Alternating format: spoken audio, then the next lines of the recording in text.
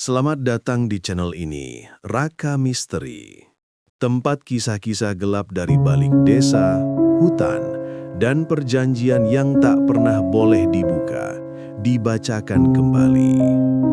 Di sini, kita tidak hanya mendengar cerita, kita memasuki dunia lain. Dunia di mana nyawa bisa ditukar, waktu bisa dibeli, dan mereka yang sudah mati kadang masih berjalan seperti manusia. Dalam episode kali ini, kita akan menyaksikan sebuah kisah tentang seorang anak yang hidupnya bukan lagi miliknya. Tentang seorang ayah yang melakukan apa saja demi memeluk sosok yang seharusnya telah hilang. Sebuah cerita pesugihan tentang nyawa yang dibeli dan bayangan yang seharusnya tidak pernah kembali mengikuti manusia. Siapkan diri, matikan lampu, dan jangan menoleh ke belakang saat mendengar langkah di sudut ruangan. Karena bisa jadi, itu bukan langkahmu. Malam itu sunyi. Terlalu sunyi untuk ukuran desa kecil yang biasanya dipenuhi suara jangkrik dan ayam yang tak pernah tidur. Ardian menyibakkan tirai jendela kamarnya. Dari celah itu, ia melihat ayahnya, Pak Surya, berjalan pelan ke belakang rumah sambil membawa sesuatu yang dibungkus kain hitam. Langkah ayahnya tidak biasa, tergesa, namun hati-hati, seperti seseorang yang tidak ingin didengar. Ardian mengernyit. "Bapak lagi keluar jam segini, bawa apa itu?" Rasa penasaran itu membuat dadanya sesak. Setiap tahun, tepat di bulan yang sama, ayahnya selalu menghilang di malam hari. Dan entah kebetulan atau tidak, keesokan paginya pasti ada kabar orang meninggal di desa. Ardian dulu menganggap itu kebetulan. Tapi sekarang, sesuatu di dalam hatinya berubah. Seolah firasatnya menjerit. Ardian mengikuti diam-diam. Ia mengambil jaket, membuka pintu belakang perlahan, dan mengikuti jejak ayahnya.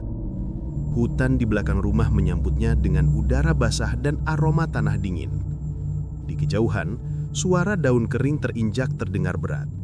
Jauh lebih berat daripada manusia biasa. Lampu senter kecil di tangan Ardian bergetar. Apa yang Bapak lakukan di sini? Semakin dalam ia berjalan, semakin gelap hutan itu. Seperti menelan cahaya. Ardian menunduk di balik semak. Di depan, ayahnya berdiri di tengah tanah lapang kecil. Kain hitam itu dibuka. Isinya sesajen, kepala ayam, bunga, dan sebuah foto seseorang. Foto yang tak bisa Ardian lihat dengan jelas. Ayahnya sunjubuk. Lalu berbisik. Namun bukan itu yang membuat darah Ardian membeku. Ada suara lain. Suara berat, dalam, seperti berasal dari perut bumi. "Sudah, kau bawa." Ardian menahan napas sampai dadanya hampir pecah. Ayahnya menjawab dengan suara bergetar. Aku sudah membawa tumbalnya. Seperti perjanjian, seperti setiap tahun." "Kau terlambat." Sesosok bayangan besar muncul di belakang ayahnya. Tinggi, kurus, kulitnya hitam berlumpur-lumpur, dan wajahnya menyeramkan. Makhluk itu mendekat, nafasnya berbunyi seperti tulang bergesekan. "Kau tahu syaratnya. Tumbal harus orang yang darahnya terhubung denganmu." Ardian tercekik. Ia menutup mulut. Ayahnya menggigil. Jangan sebut itu di sini. Jangan panggil dia." Makhluk itu memutar kepalanya, menghadap langsung ke semak tempat Ardian bersembunyi. Matanya seperti lubang gelap yang menelan cahaya. "Sudah mencium. Dia ada di sini." Ardian mundur pelan, tapi kakinya menginjak ranting. Krak! Ayahnya terkejut, menoleh ke arah suara. "Ardian, kamu ikut aku." Makhluk itu mengeluarkan suara yang mirip tawa, namun terdengar seperti tulang retak bertumpuk. "Bagus. Dia datang sendiri. Tumbal tahun ini sudah diantar. Angin kencang menerbangkan kain hitam dari sesajen. Ardian akhirnya melihat foto yang ayahnya bawa. Matanya melebar. Foto itu adalah dirinya sendiri. Gambar Ardian memucat, berlumuran darah di bagian kepala dan dada. Foto yang tak pernah ia ambil. Foto yang tak pernah ada. "Bapak, kenapa foto aku?" Ayahnya menangis. Air mata mengalir di pipinya. "Maafkan Bapak, Di. Bapak gak punya pilihan.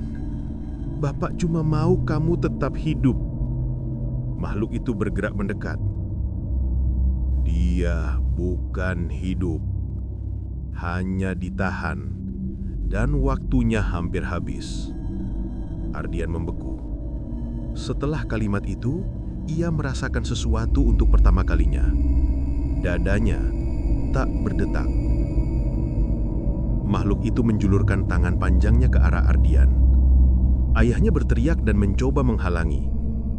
"Jangan ambil dia dulu, dia belum siap, dia belum tahu apa yang terjadi."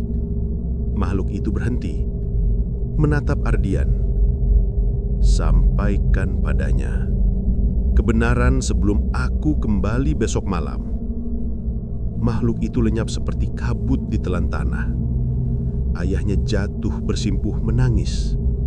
Ardian berdiri tegak, gemetar, memegangi dadanya yang hampa. "Bapak, maksudnya apa? Aku bukan hidup." Malam itu, rumah mereka terasa jauh lebih dingin dari biasanya. Lampu dapur redup, berkelip seperti akan mati. Pak Surya duduk di kursi tua sambil memegang kepala dengan tangan gemetar.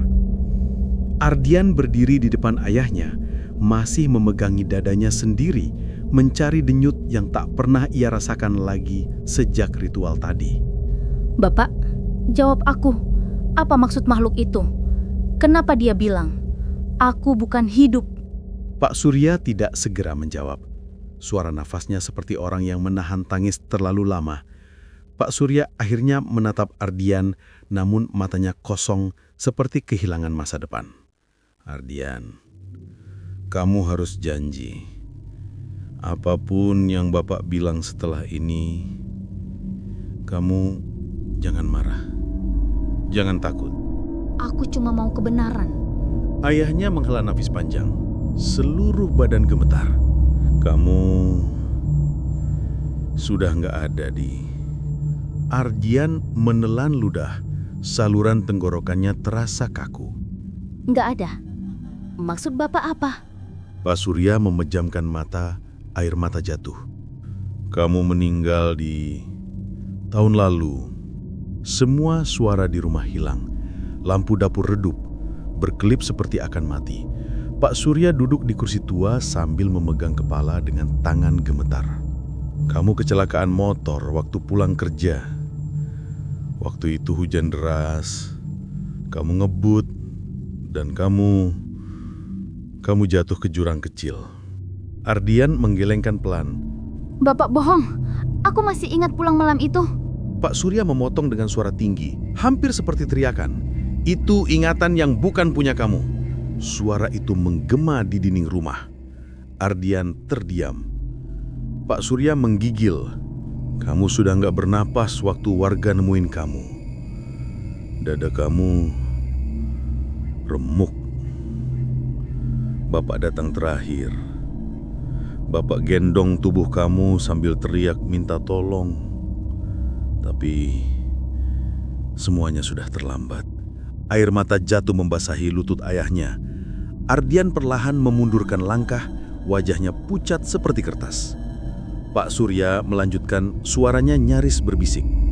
"Bapak nggak bisa terima, Di. Bapak cuma punya kamu. Ibumu pergi, dan kamu satu-satunya keluarga Bapak. Jadi Bapak nyari dukun, nyari cara, apapun, asal kamu kembali." Ardian merasakan hawa dingin merayap ke lehernya. Bapak melakukan itu sampai perlu perjanjian dengan makhluk tadi. Makhluk itu menawarkan satu hal, mengembalikan kamu, tapi bukan sebagai manusia. Dia bilang, aku bisa membuatnya bernafas kembali, tapi harganya nyawa lain setiap tahun. Suara ayahnya pecah, penuh penyesalan. Bapak setuju. Ardian duduk perlahan, merasakan dadanya kosong, dingin, hampa. Dia tersadar. Makanya, aku nggak pernah sakit, nggak pernah demam, nggak pernah ngantuk. Makanya hewan-hewan selalu menjauh dari aku. Pak Surya mengangguk pelan. Kamu bukan makhluk jahat, tapi kamu bukan hidup sepenuhnya. Kamu bergerak, kamu bicara, tapi tubuhmu cuma pinjaman. Ardian menutup wajahnya. Tubuhnya bergetar bukan karena takut, tapi karena kehilangan jati dirinya.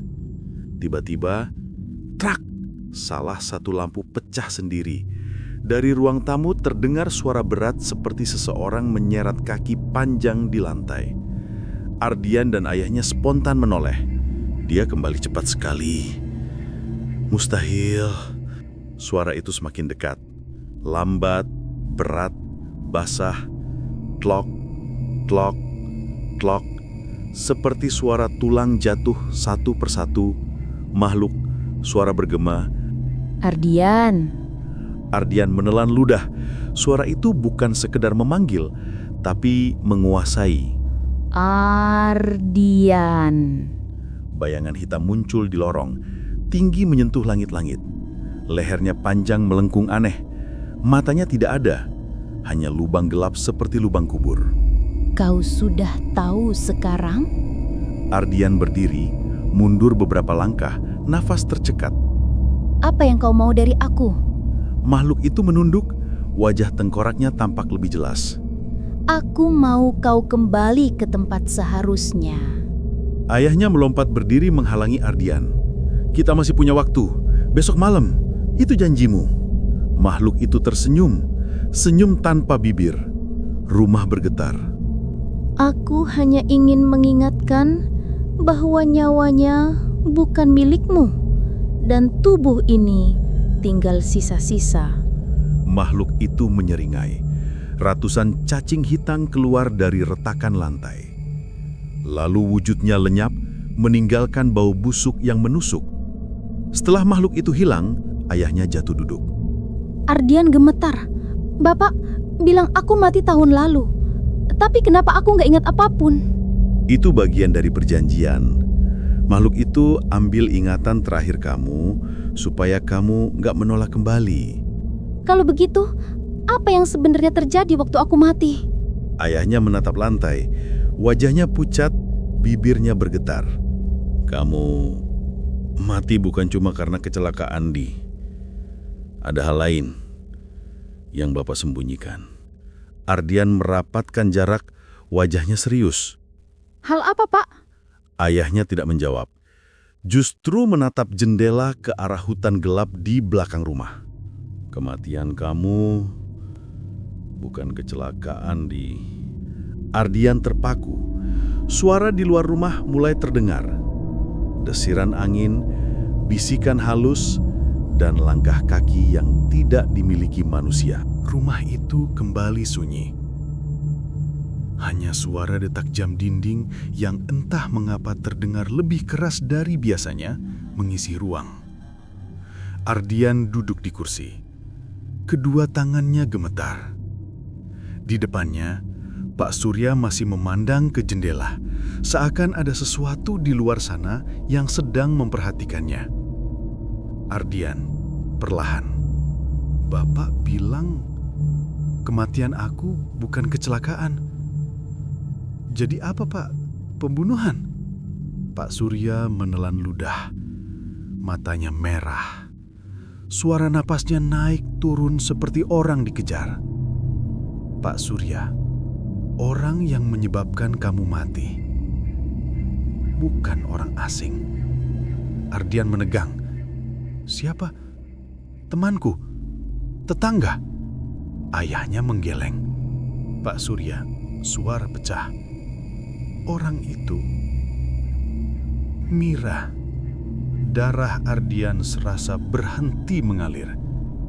Ardian, Mira, sahabatku yang selalu ngantar aku pulang kerja. Kenapa Bapak nuduh dia? Pak Surya tidak jawab cepat. Ia seperti menahan sesuatu yang sangat berat. Pak Surya, malam kamu mati, kamu berdua bertengkar. Keras. Ardian geleng-geleng. Kami nggak pernah berantem besar. Mira nggak mungkin. Pak Surya memotong, suaranya naik. Kamu nggak ingat. Kamu pikir kenapa makhluk itu ambil ingatan kamu? Supaya kamu nggak tahu tentang malam itu. Ardian terdiam. Kerongkongannya mengering. Tiba-tiba, sebuah kilasan muncul di kepala Ardian. Singkat, seperti lampu kamera yang menyala lalu mati. Ia melihat dirinya berdiri di pinggir jalan hujan. Suara perempuan berteriak. Kamu bohong, Di. Jangan sentuh aku. Suara itu, suara Mira. Ardian memegangi kepalanya. Aku dengar suaranya. Pak Surya menutup wajah. Mira dorong kamu. Bukan dengan niat membunuh. Tapi kamu jatuh, terpeleset, dan tubuh kamu menghantam batu besar sebelum masuk jurang.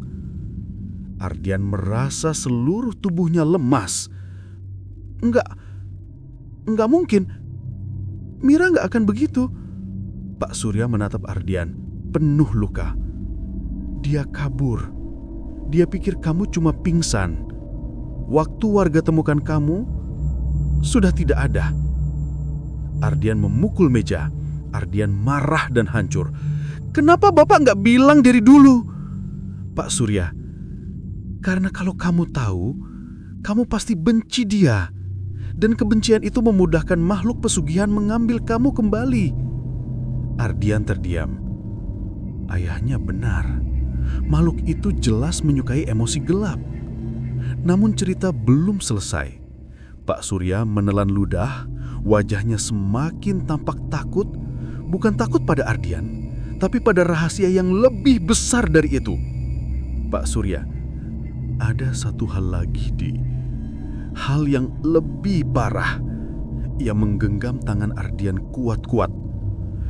Kamu mungkin jatuh karena Mira, tapi yang membuat kamu mati bukan jatuhnya. Ardian merinding. Apa maksudnya? Pak Surya menatap sudut ruangan, seolah ada seseorang di sana. Pak Surya, saat kamu masih setengah sadar di bawah jurang, ada seseorang yang datang. Ardian mengernyit. Siapa? Pak Surya menggigil. Seseorang yang tersenyum melihat kamu sekarat. Seseorang yang kemudian menghentikan napas kamu. Ardian membeku. Siapa yang ingin dirinya mati? Ardian, Bapak lihat siapa orang itu? Pak Surya mengangguk pelan, air mata menetes. Orang itu memiliki alasan. Alasan yang berkaitan dengan pesugihan juga. Ardian menggenggam tangan ayahnya. Pak, siapa? Pak Surya mengusap wajahnya, lalu mengatakan sesuatu yang membuat udara di ruangan seperti membeku. Orang itu adalah pamanmu sendiri. Ardian membeku, matanya melebar. Pak, Man? Om Dharma? Ayahnya mengangguk lembah. Om kamu itu sudah lama terlibat pesugihan. Dan malam kamu jatuh, dia sedang mencari tumbal berusia muda yang punya hubungan darah dengan keluarganya sendiri. Ardian merasa seluruh dunia runtuh. Jadi Om Dharma menghabisi aku? Pak Surya mengangguk. Tiba-tiba, pintu belakang rumah bergoyang keras dari luar. Brak! Brak! Brak! Ardian dan ayahnya menoleh bersamaan. Dari celah pintu muncul suara asing. Dalam, serak, seperti dua suara berbicara bersamaan. Suara di luar. "Surya! Kenapa kau bongkar semua?" Ardian merinding sampai ke tulang. "Itu suara siapa?" Pak Surya berdiri perlahan, wajahnya pucat. Itu bukan makhluk pesugihan, tapi suara Om Dharma. Pintu bergetar semakin keras. Brak! Sesuatu seperti cakar menghantamnya. Suara di luar. "Ardian, kamu sudah kembali. Biarkan aku selesaikan yang tertunda." Ayahnya berteriak. Lari ke dalam, sekarang!" Namun sebelum Ardian bergerak, pintu belakang jebol. Kayunya hancur seperti kertas. Sosok tinggi, kurus, dengan wajah manusia separuh hancur. Itu mirip Om Dharma, tapi ada sesuatu menumpang di tubuhnya. Sesuatu yang bukan manusia. Sosok itu menatap Ardian. "Kamu tumbal yang seharusnya tidak pernah kembali hidup." Rumah itu makin terasa menekan sejak malam pengakuan ayah Ardian. Sunyi, terlalu sunyi, sampai suara detak jam di dinding terdengar seperti palu godam di telinga. Ardian duduk di ruang tengah, tangannya dingin, napasnya pendek. Ia belum berhenti memikirkan satu hal. Kalau aku bukan manusia, lalu apa aku selama ini? Ayahnya berjalan maju perlahan, menahan gemetar. Jangan takut sama ayah. Kita bisa cari jalan keluar. Ayah sudah bilang aku harus mati. Ayah benar-benar mau aku mati.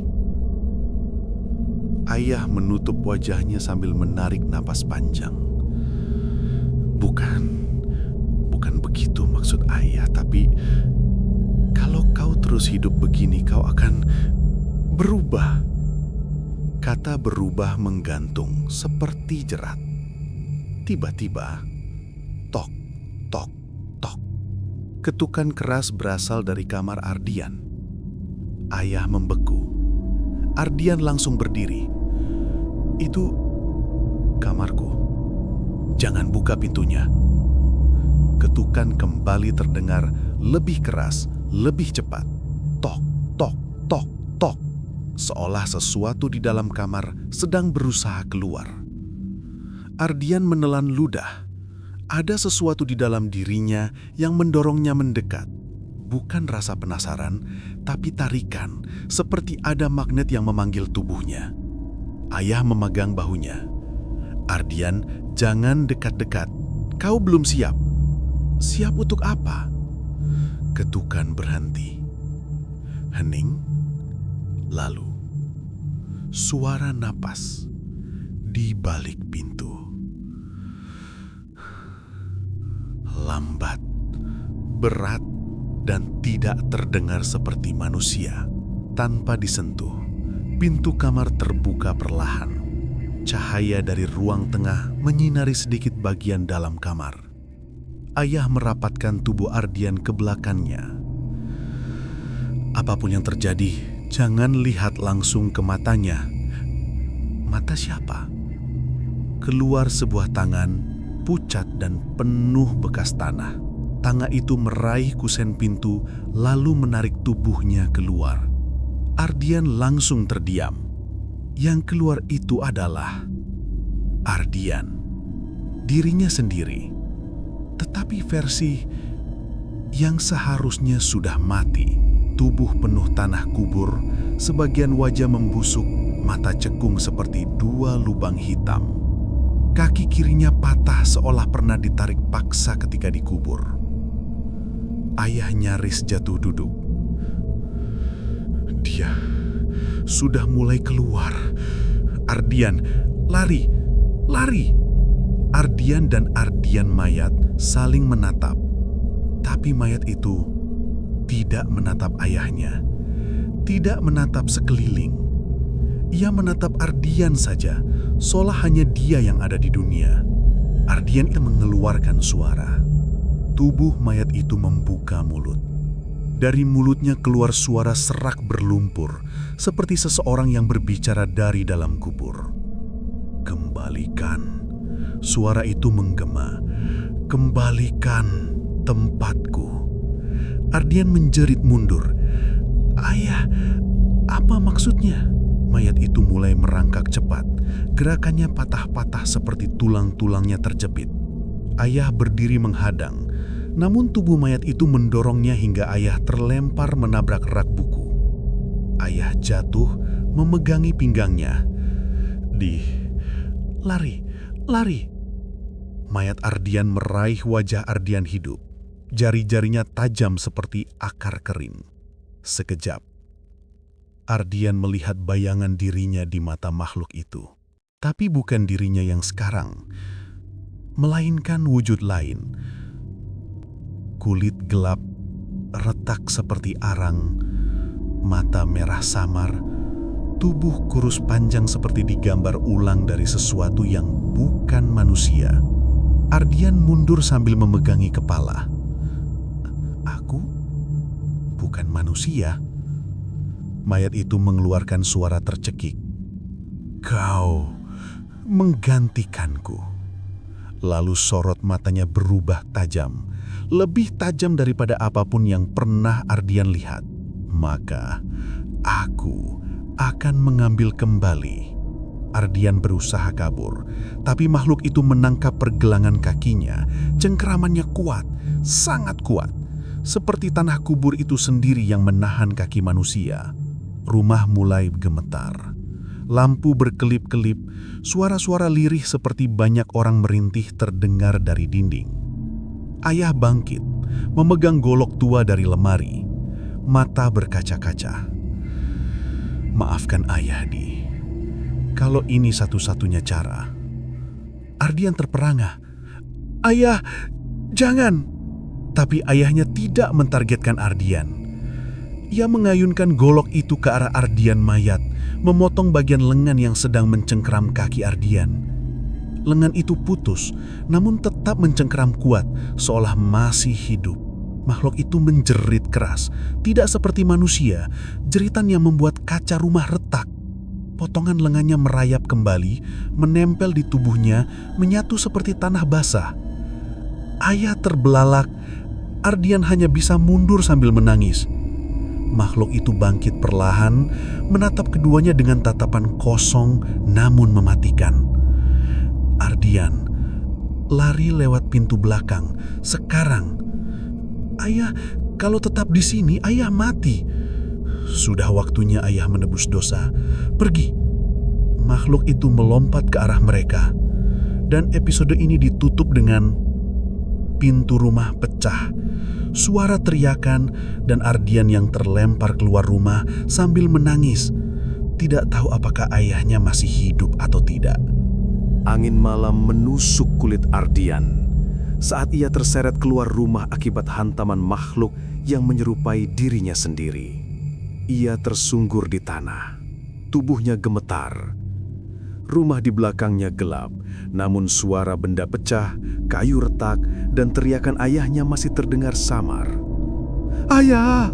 Ayah! Tidak ada jawaban. Hanya dentuman dari dalam rumah, lalu hening. Ardian merasakan dunia seolah berhenti. Matanya basah, tenggorokannya kering.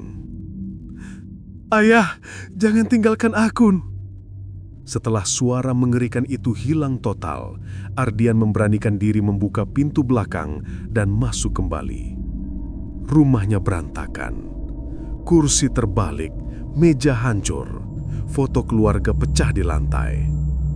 Tapi tidak ada mayat, tidak ada darah, tidak ada tanda-tanda ayahnya atau Ardian mayat tadi. Ardian bertanya, Ayah? Ayah, kalau ayah dengar, jawab. Hening. Satu-satunya hal yang tertinggal hanyalah bau tanah kubur yang pekat sampai membuat Ardian mual. Lalu ia melihat sesuatu di lantai. Sebuah jejak kaki berlumpur.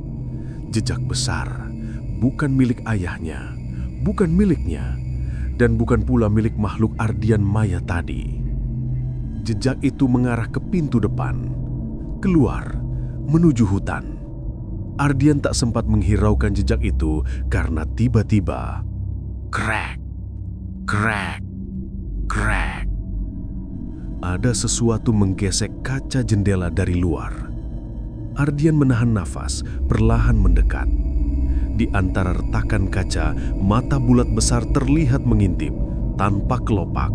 Seperti mata hewan, tapi terlalu tinggi dari tanah untuk jadi binatang. Ardian mundur. Lalu suara parau terdengar. "Kau tidak seharusnya kembali, anak pesugihan." Ardian menahan nafas. Siapa? Siapa itu? Mata itu menghilang. Namun suara langkah berat mengitari rumah, memutar, mendekat, lalu menjauh lagi. Seolah dikendalikan, jantung Ardian berdetak keras, kakinya bergetar. Jejak kaki berlumpur tadi seperti memanggil dirinya. Ardian mengambil senter, jaket, dan tanpa banyak berpikir, ia memasuki hutan. Pepohonan gelap, angin dingin, bau tanah basah. Namun yang paling menakutkan adalah suara-suara lirih dari kejauhan, seperti banyak orang berbisik dalam bahasa yang tidak ia mengerti. Setelah 5 menit berjalan, Ardian melihat sesuatu. Sebuah gerbang kayu tua berdiri di antara pepohonan. Gerbang itu dihiasi kain hitam lusuh dan tulang-tulang kecil digantung dengan tali. Dan di depan gerbang itu, ada satu sosok berdiri. Tubuh tinggi, rambut putih panjang, kulit keabu-abuan, dan mata hitam polos tanpa bola mata. Ardian berhenti, tidak bisa bernafas. "Kau akhirnya datang." Sosok itu menunduk perlahan, seperti menghormati. "Aku adalah penjaga pintu. Tempat yang ayahmu datangi, tempat di mana jasadmu seharusnya tinggal, ada di balik gerbang ini." Ardian terduduk. Ayahku? Di mana dia? Apa kalian membawanya?" Penjaga mengangkat wajahnya, senyum tipis, mengerikan. "Ayahmu sudah menunda penyerahan. Dia mencuri nyawamu dari kami. Dosa itu harus ditebus." Ardian memukul tanah. "Aku tidak tahu apapun. Aku tidak pernah minta hidup seperti ini." Penjaga mendekat, langkahnya berat, namun tidak menimbulkan suara. "Nyawamu bukanlah nyawa manusia. Kau adalah pengganti. Tubuhmu dibuat dari tanah yang diberi nyawa. Yang asli sudah menunggumu di hutan ini." Ardian memucat. Ia merasa kepalanya mau meledak. Tiba-tiba dari dalam hutan terdengar suara ranting patah. Krak, krak, krak. Penjaga menoleh. Dia sudah dibawa kembali. Ardian bangkit. "Ayah! Ayah!" Dari antara pepohonan, seseorang berjalan keluar. Tubuhnya tentu saja ayah Ardian. Namun cara berjalan, cara kepala miring, dan nafasnya terlalu berat. Seperti orang yang baru saja diseret jauh masuk ke dalam tempat gelap. Matanya kosong, tidak berkedip. "Ayah, apa yang mereka lakukan padamu?" Ayah tersenyum tipis. Namun bibirnya bergerak tidak wajar. Seolah ada sesuatu di balik kulitnya yang menggerakkan wajah itu. "Ardian, anakku, waktunya pulang." Ardian mundur ketakutan. Itu bukan ayahku." Penjaga berdiri tepat di samping ayahnya. "Kami belum mengambil ayahmu. baru hanya mengembalikannya seperti semula. Ardian terbelalak, tubuhnya bergetar. Semula? Maksudnya apa? Penjaga menunjuk pada dada ayahnya. Semula, sebagai orang yang menukar anaknya sendiri untuk kekayaan. Tidak ada manusia yang kembali utuh setelah melakukan itu. Ayah mulai berjalan menuju Ardian. Tangan kirinya retak, tulang menonjol. Nafasnya terdengar seperti dua orang berbicara bersamaan. "Kemarilah, Ardian. Ayah sudah menunggumu." Ardian menjerit, dan saat ia hendak kabur, penjaga memegang bahunya. "Lari kalau kau mau, tapi cepat atau lambat. Yang mati akan mengambil tempatnya kembali." Ardian berlari di dalam hutan tanpa arah, sementara suara ayahnya yang sudah berubah mengejar dari belakang. "Ardian, jangan lari dari takdirmu." Ardian berlari tanpa tujuan. Napasnya tersengal, dadanya serasa terbakar. Hutan gelap seperti menutup dirinya. Suara ayah, yang bukan lagi ayahnya, terdengar memanggil dari belakang, menggema seperti berasal dari berbagai arah. Setelah hampir jatuh pingsan, Ardian akhirnya keluar dari hutan dan melihat sesuatu yang familiar. Lampu-lampu desa. Ardian terpincang menuju jalan kecil. Seluruh tubuhnya gemetar, namun ia berusaha mencapai rumah tetangga pertama yang ia lihat, rumah Busari, wanita parubaya yang dulu sering meminjaminya makanan. Ia mengetuk pintu sekuat tenaga. Bu Sari, tolong, bukain pintunya." Tidak ada jawaban, tapi Ardian tahu seseorang mengintip dari dalam. Ia bisa melihat bayangan di balik tirai. "Bu, tolong, ayah hilang. Bu, saya takut." Tirai itu bergerak, tapi tidak terbuka. Busari dari dalam, "Pulang saja, Dian, pulang. Jangan buat masalah di sini." "Bu, saya mohon." "Shh, jangan panggil-panggil saya. Kalau mereka dengar, kita semua yang kena." Ardian terdiam. "Mereka? Siapa?" Busari tidak menjawab lagi. Suara langkahnya menjauh. Pintu tetap tertutup.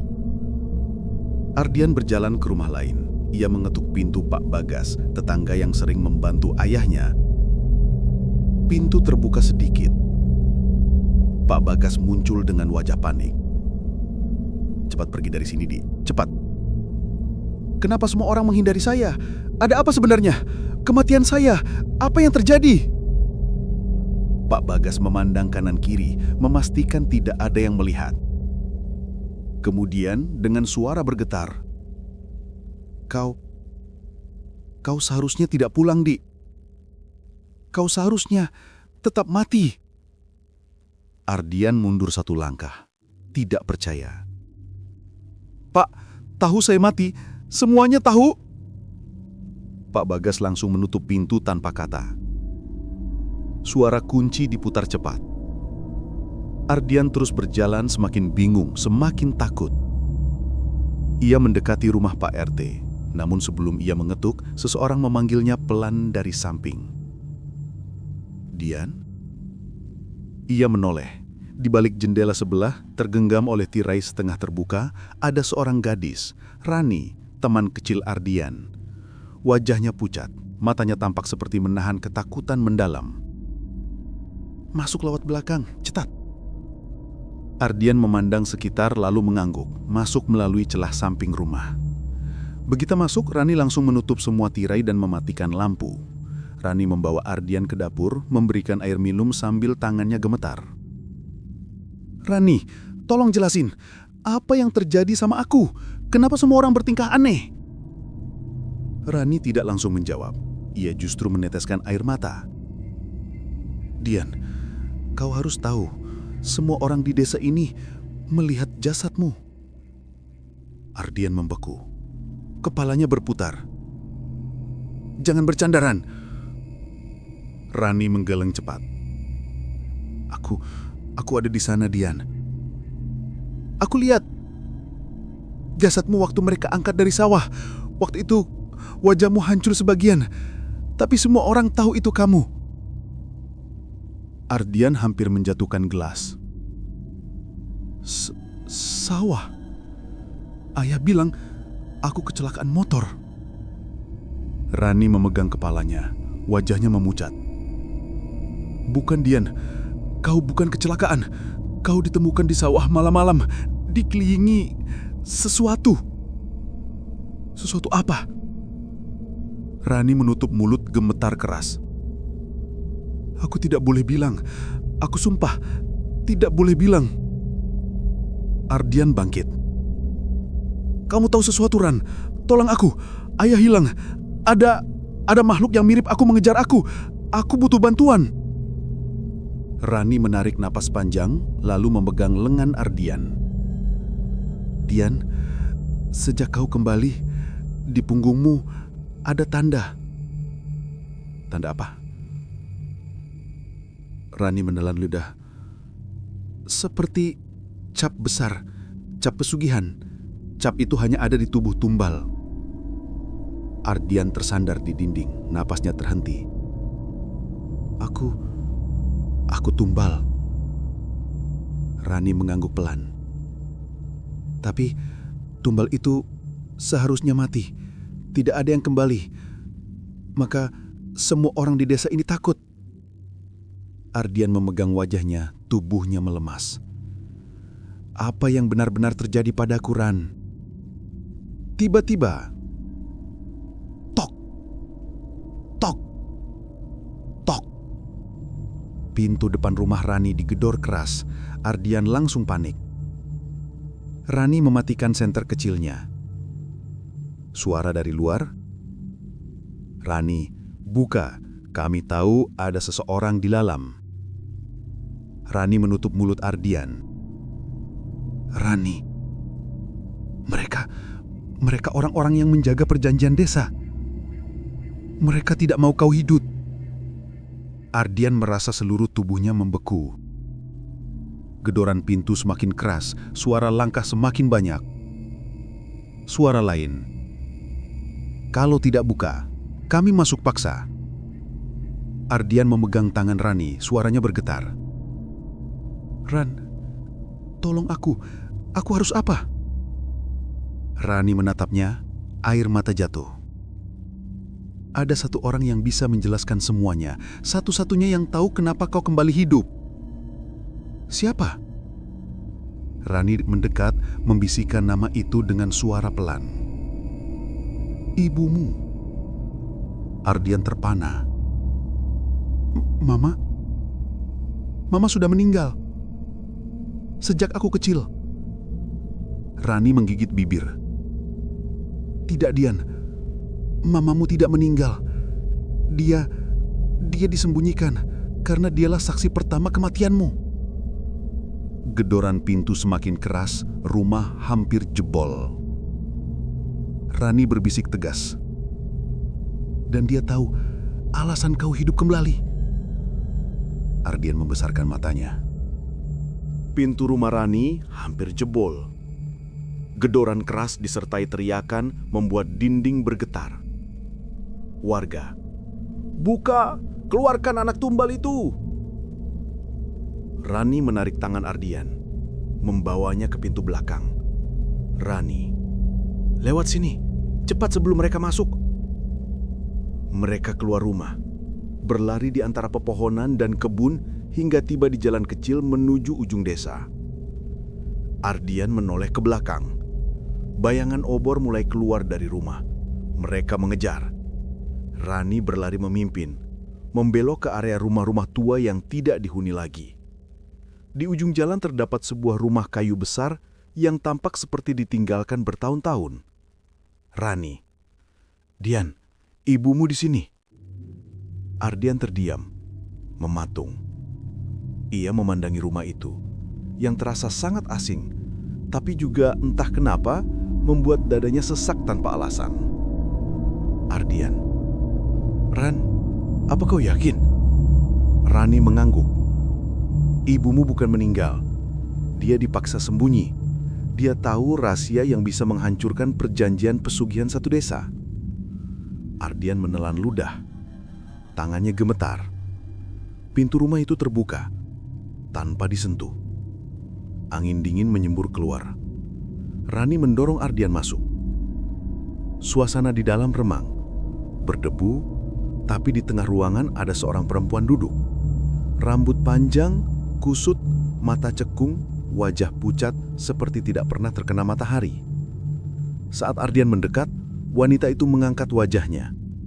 Ia menatap Ardian lama. Lalu air matanya langsung jatuh.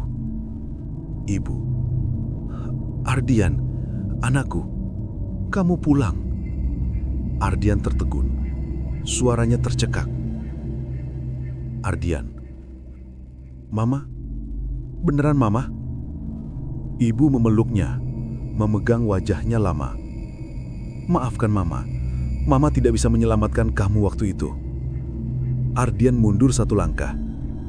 "Ardian, Mama, aku minta jawabannya.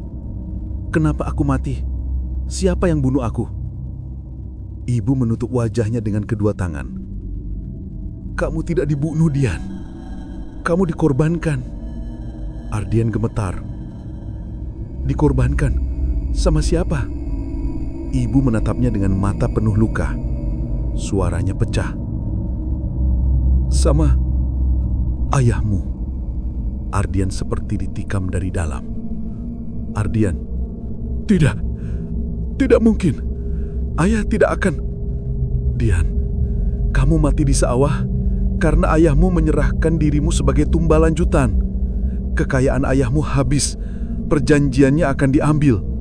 Satu-satunya cara memperbaharui pesugihan itu adalah mengorbankan anak kandung." Ardian menutup mulut, menahan muntah, kakinya goyah. "Ardian, jadi foto aku berdarah itu foto saat aku mati?" Ibu mengangguk sambil menangis. "Ya, itu fotomu di malam kematianmu." Rani memegang bahu Ardian yang hampir roboh. "Kami semua lihat jasadmu, bukan hanya mama kamu." Ardian menatap ibunya dengan wajah kosong. "Kalau aku mati, kenapa aku hidup lagi?" Ibu mengusap air mata. "Karena mama mencuri ruhmu." Ardian membeku. Ibu bangkit, berjalan ke sudut ruangan, membuka kain hitam. Di bawahnya terlihat sesajen, tanah liat, rambut Ardian, dan seutas benang merah panjang. "Ketika kamu dijadikan tumbal, tubuhmu ditinggal di sawah. Tapi Mama memanggilmu kembali. Mama merusak perjanjian desa karena Mama tidak rela kamu hilang." Ardian merasa dadanya perih seperti dibakar dari dalam. "Ardian, makhluk itu bilang, tubuhku bukan manusia." "Kamu tidak kembali sebagai manusia, Dian. Kamu kembali sebagai penukar nasib. Kamu hidup karena seseorang mati menggantikanmu." Ardian menatap ibunya ngeri. "Siapa yang mati menggantikan aku?" Ibu berbalik perlahan. Wajahnya hancur oleh tangis. "Mama." Ardian berhenti bernafas. "Mama, apa?" Ibu tersenyum tipis, getir. "Kamu hidup karena Mama menyerahkan nyawa Mama sendiri untuk menggantikanmu." Tiba-tiba suara langkah mendekat. Obor, teriakan. Puluhan warga mengepung rumah. "Buka, serahkan anak tumbal itu." Rani panik. "Mereka sudah dekat, kita harus keluar." Ibu berdiri di antara Ardian dan pintu. "Tidak, mereka tidak boleh mengambil kamu lagi." Ardian memegang tangan ibunya. Mama sudah berkorban buat aku. Aku tidak mau Mama hancur karena aku lagi." Ibu menggeleng. "Dian, kamu harus memilih. Hanya salah satu yang boleh hidup." Ardian pucat. "Maksud Mama?" Ibu memegang wajah Ardian erat. "Jika kamu tetap hidup, ruh Mama akan lenyap selamanya. Jika Mama kembali, kamu akan hilang." Ardian merinding. Dunia terasa runtuh. "Kamu harus memilih, nyawamu atau nyawa Mama." Suara warga semakin keras. Obor dilempar ke dinding. Api mulai membesar. Rani jerit, "Dian, cepat, pilih." Ardian terisak. Kakinya lemas. Ia menatap ibunya, perempuan yang rela mati demi dirinya, dan ia tahu ia tidak pantas menggantikan nyawa ibunya. "Ma, aku pilih Mama." Ibu langsung menutup mulut, menahan tangis. Ia memeluk Ardian kuat-kuat. "Terima kasih anakku. Mama bangga sama kamu, selalu." Tubuh Ardian mulai bergetar. Tanah di bawah kakinya retak. Uap hitam keluar dari dadanya. Tempat jantungnya seharusnya. Tubuhnya perlahan menjadi transparan. Dian, tidak!" Ardian tersenyum pada Rani. "Tolong jaga Mama dan bilang sama semua orang, aku cuma ingin hidup." Ibu menangis, memeluk udara. Maafkan Mama karena tidak bisa selamatkan kamu." Tubuh Ardian makin kabur. Sebelum ia hilang penuhnya, suara makhluk dari hutan bergaung. "Tumbal, kembali ke tempatnya." Ardian menutup mata. "Mama, maaf, aku pulang." Dan ia menghilang. Tubuhnya lenyap ditemani suara desir angin dan tanah yang menutup. Api warga merambat ke dinding rumah, tetapi tiba-tiba semua obor warga padam sekaligus. Rumah menjadi gelap. Ibu berdiri sendirian, memeluk udara. Ardian sudah tiada. Rani menangis terisak. Warga kesal karena target mereka hilang. Namun malam itu, suara dari hutan membuat mereka gemetar. Tumbal telah kembali. Kalian aman untuk 1 tahun lagi. Warga saling pandang. Mereka sadar, Ardian bukan ancaman. Ia korban.